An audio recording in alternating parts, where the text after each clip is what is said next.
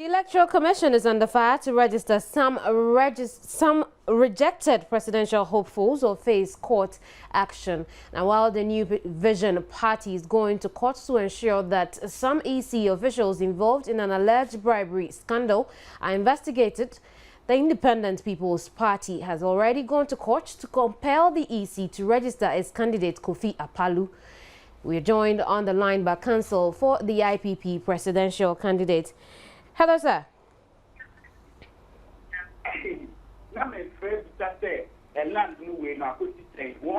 Hello, sir. Good afternoon.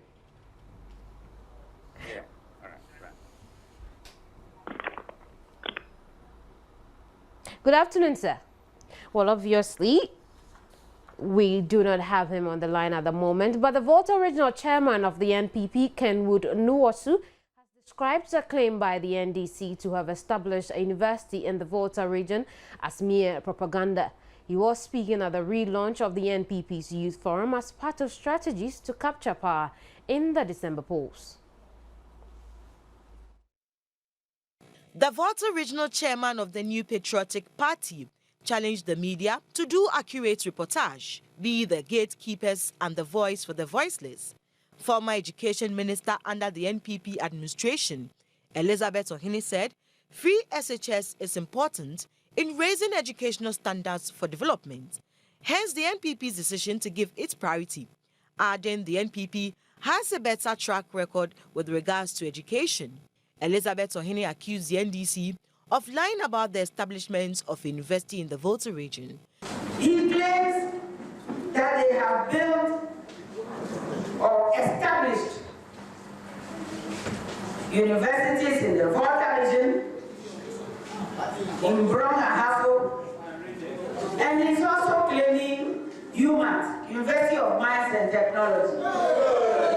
And I happen to know that this woman standing here, I went for it. Yes, sir. I took it to Parliament. I knew it. We built the place. Member of Parliament for Minshia, Dr. Opoku Prempe, who represented former President Kufuor as the guest speaker, noted that youth development is important, hence they should not allow themselves to be manipulated.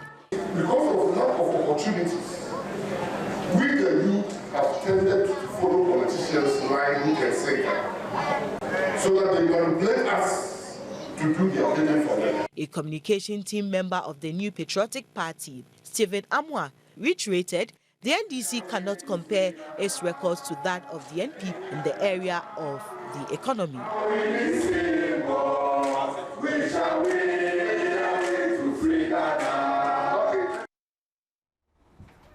Right now, so we go back to our earlier story where we informed you that the Independent People's Party has already gone to court to compel the EC to register its candidate Kofi Akpaloo, and we are joined by counsel for the IPP presidential candidate Richard Lapo.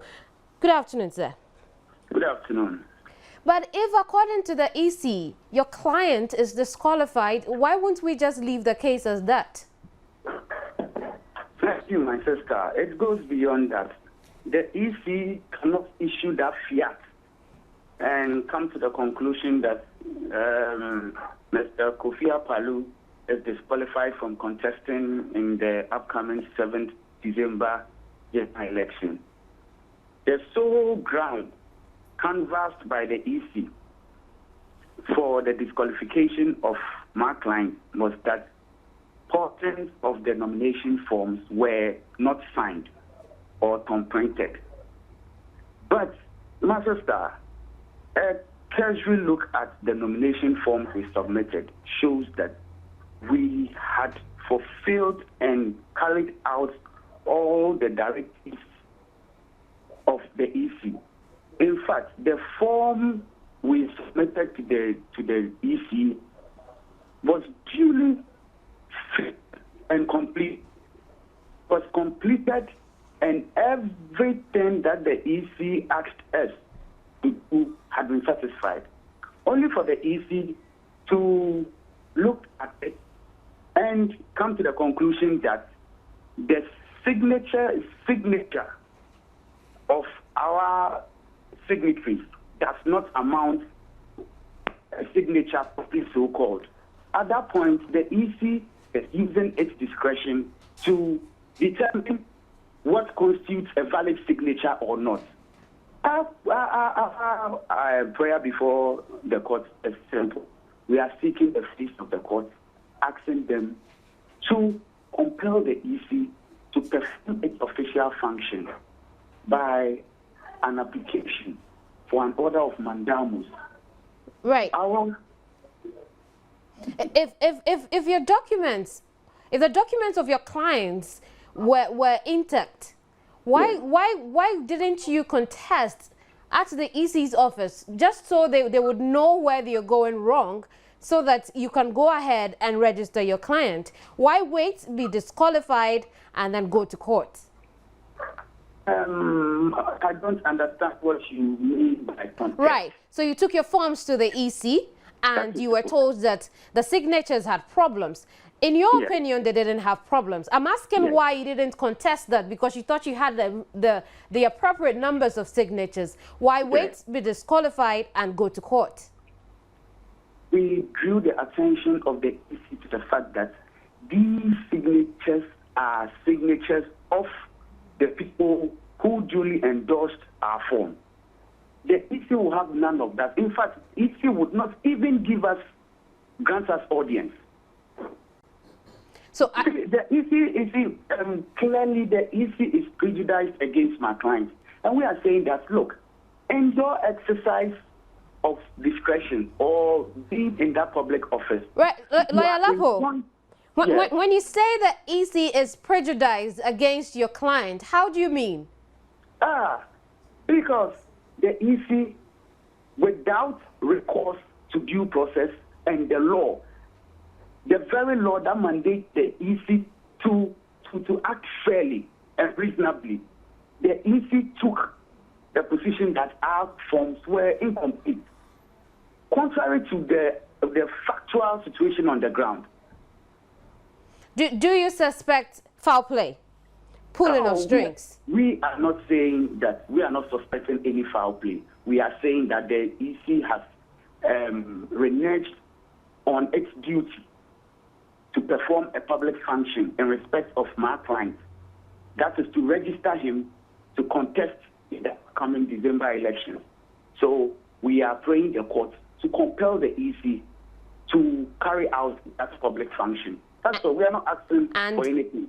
And if the court rules against you? We'll see about that. We'll see about that. We believe that we have a strong case to put before the court. In fact, the law is on our side as far as this case is concerned. And we believe that at the end of the day, our prayer will be upheld. Right. Thank you very much. Richard Lapo is counsel for the IPP presidential candidate Kofi Akpaloo, who has been rejected in this year's presidential race by the Electoral Commission. Meanwhile, the Deputy Communications Director of the National Democratic Party, Hilarious Abiu, has indicated that the party will go to court tomorrow to contest the grounds on which the party was disqualified by the EC from contesting the December elections. The NDP was last Thursday disqualified by the Electoral Commission from contesting in the 2012 general elections, as they had major errors on their forms and could not meet the deadline to rectify them. In a press release on Tuesday, NDP claimed it has uncovered some dubious moves which they are ready to release to the public. We have a number of tape recordings, as clear evidence of some political parties trying very hard to get our parliamentary candidates to defect, to other political parties, which is something we are going to put out in the coming days, so that everybody gets to know that indeed some of these things are not just mere speculations, but they are actually real things that are happening on the ground. And for us, that only empowers us, in fact, strengthens our resolve to make sure that the NDP comes into effect to deal with some of these corrupt activities that have become the order of the day. The Deputy Director of Communications, Dr. Hilarious Abiu, also refuted allegations that the flag bearer of the party was disqualified by the Electoral Commission for non-payment of taxes. Part of the requirements before you file as a candidate included the fact that you need a tax clearance certificate. And the authority that is mandated to issue these out is the Ghana Revenue Authority, then Internal Revenue Service. And as we speak, we can say authoritatively that she has received that tax clearance certificate. So indeed, if the revenue agencies has cleared her, for paying all the requisite taxes that are needed, I am at a loss as to why somebody, particularly a newspaper, will want to go and put that out publicly that indeed she hasn't paid her taxes. He added the party has officially written to the Electoral Commission to give the EC the opportunity to correct the mistake it made in dismissing the NDP from participating in the race. We had given the Electoral Commission 24 hours within which we think that they needed to respond or they needed to invite us for some discussions on the subject matter. And I'm sure that 24 hours will end by close of day today, working day today. So barring any eventuality, I think that latest by tomorrow morning, we should be clear to be able to go to the courts if we don't get anything from the Electoral Commission. But is the NDP ready to throw its weight behind the mother party NDC if it finally loses its chance to field its presidential candidate, Nana Konadu Rawlings, in the December polls? We have said several times that we take deep inspiration from the former President Jerry John Rawlings. And he has indicated that even he himself, being the founder of the NDC, he is going to throw his weight behind any candidate, irrespective of the political platform he mounts. Once he gets that high credibility and high moral grounds, he will throw his weight behind the person. And I think that is what is going to inform our position as to whether we are going to throw our weight behind the NDC or any other political party. The National Democratic Party says it will continue with its political campaign and programs to support its 178 parliamentary aspirants contesting the December 2012 elections.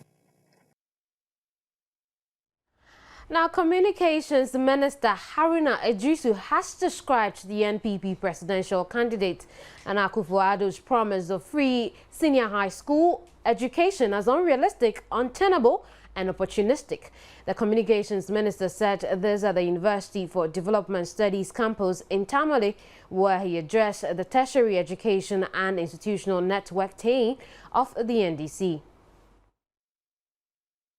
Haruna Iddrisu, in his address, noted Dr. Kwame Nkrumah, in his first development agenda for Ghana 1952, introduced the educational development of the nation, under which came free compulsory universal basic education for all Ghanaian children. The 10-year development plan, go back to history, as far back 1952, Ghana introduced through Dr. Nkrumah free compulsory universal basic education. 50 years down the line and the history of our country, we have not attained free compulsory basic education. He wondered how Nana Addo could achieve free SHS within 4 or 8 years if he wins the December 2012 elections. Haruna Iddrisu admitted the free SHS policy is good but cannot be achieved presently.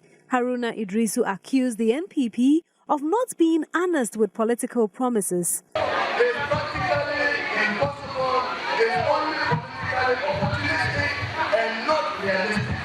Nobody is saying that the idea of principle is not worth a principle. Compare what Nana Addo is promising. Unrealistic, unattainable, politically opportunistic to that of President Mahama, who says, I want to expand access and ensure that every Ghanaian child of school going is not left out of school. Vice President Emisa Arthur, addressing the students, promised government will in the coming month present 60 computers to the Department of Allied Health of the university to improve communication at the department. He also accused the NPP of propagating philosophies they do not even believe in.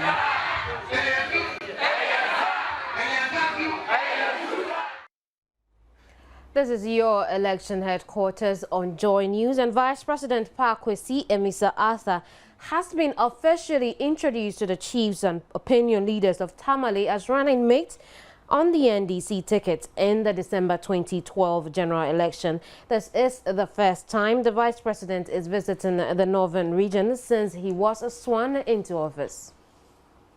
The vice president was led by Northern Regional Minister Moses Bukari Mubengba and NDC party executive to call on chiefs and religious leaders in the Tamale metropolis.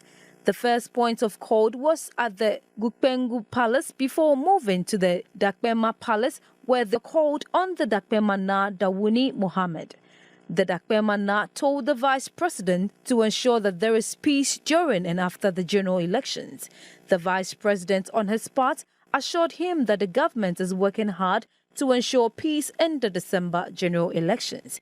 I have one solution to making the town free of tension after the election.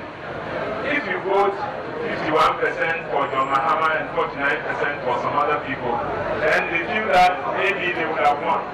But if you vote 80% for John Mahama and 50%, then there will no doubt at all. So there will be peace in this state.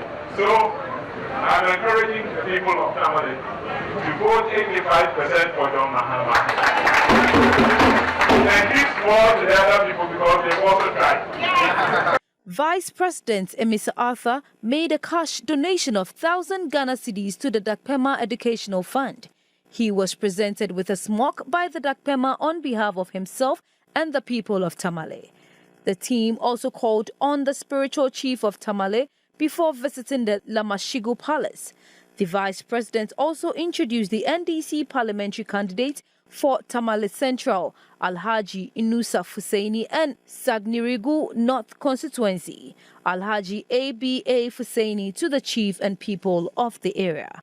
The vice president finally called on the chief imam of Tamale at the Tamale Central Mosque before moving to the Abariya Arabic and Islamic Junior High School, where he met the spiritual leader of Abariya Mosque. Now, finally, a yet-to-be-released report by the Center for Policy Analysis has revealed signs of the Dutch disease in Ghana's economy. The Dutch disease is normally found in oil-rich countries where there is the increase in exploitation of natural resources and a decline in the manufacturing sector.